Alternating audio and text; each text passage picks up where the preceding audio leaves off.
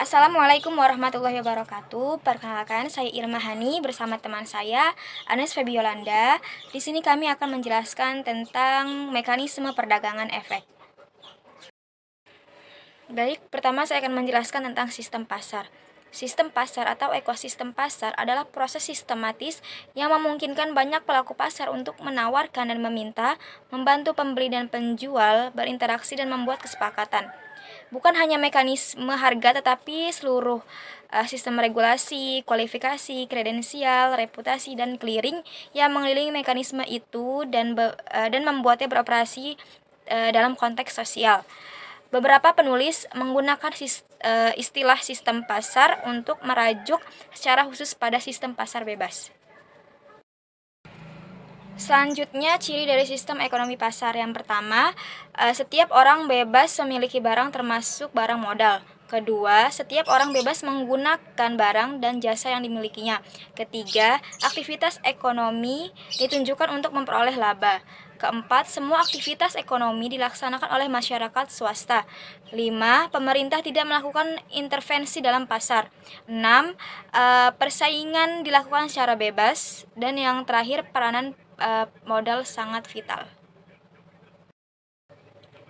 Kelebihan dan kekurangan sistem ekonomi pasar. Yang pertama, kelebihannya yaitu menumbuhkan inisiatif dan kreasi masyarakat dalam mengatur kegiatan ekonomi. Kedua, sistem individu bebas memiliki sumber-sumber produksi. 3. Munculnya persaingan untuk maju. 4. Barang yang dihasilkan bermutu tinggi. Dan yang kelima, efisiensi dan efektivitas tinggi karena setiap tindakan ekonomi didasarkan atas motif mencari laba. Dan kekurangannya adalah yang pertama, sulitnya melakukan pemerataan pendapatan. 2. Cenderung terjadinya eksploitasi kaum buruh oleh para pemilik modal. 3. Cenderung terjadi eksploitasi kaum buruh oleh pemilik modal. Dan yang keempat, sering terjadi gejolak dalam perekonomian. Selanjutnya yaitu segmen pasar. Segmen pasar terdiri dari yang pertama pasar reguler, kedua pasar tunai, dan ketiga pasar negosiasi.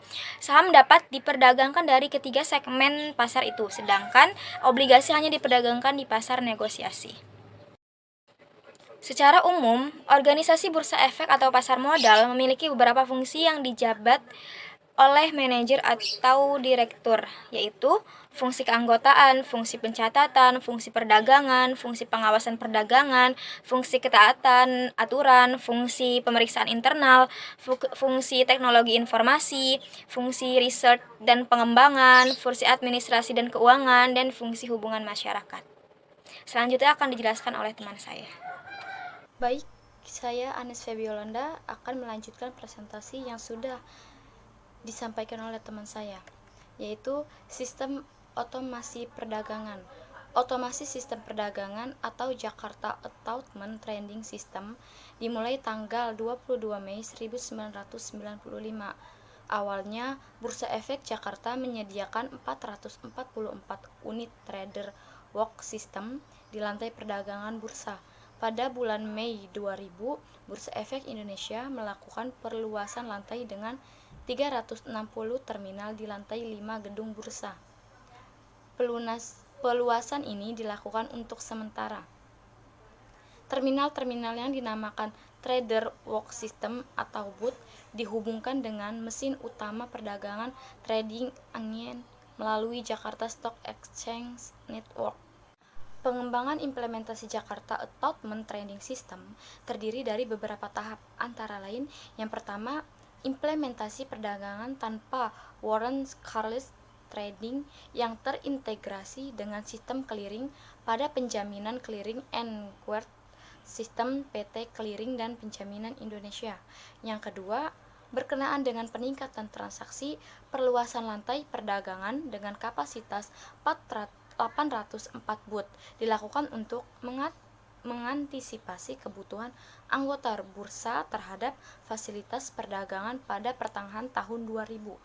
Yang terakhir, pengembangan sistem perdagangan jarak jauh remote trading. Dengan menggunakan fasilitas ini, anggota bursa dapat secara langsung mengakses Jakarta Automated Trading System dari kantornya, kantor pusat maupun kantor cabang. Selanjutnya, biaya transaksi.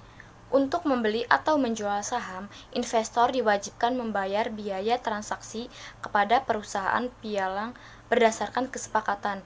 Dalam peraturan Bursa Efek Indonesia, biaya komisi setinggi-tingginya 1 dari total nilai transaksi beli atau jual. Mekanisme perdagangan. Secara umum, mekanisme perdagangan dibagi menjadi 2. Bagian yang pertama, multilateral dan bilateral.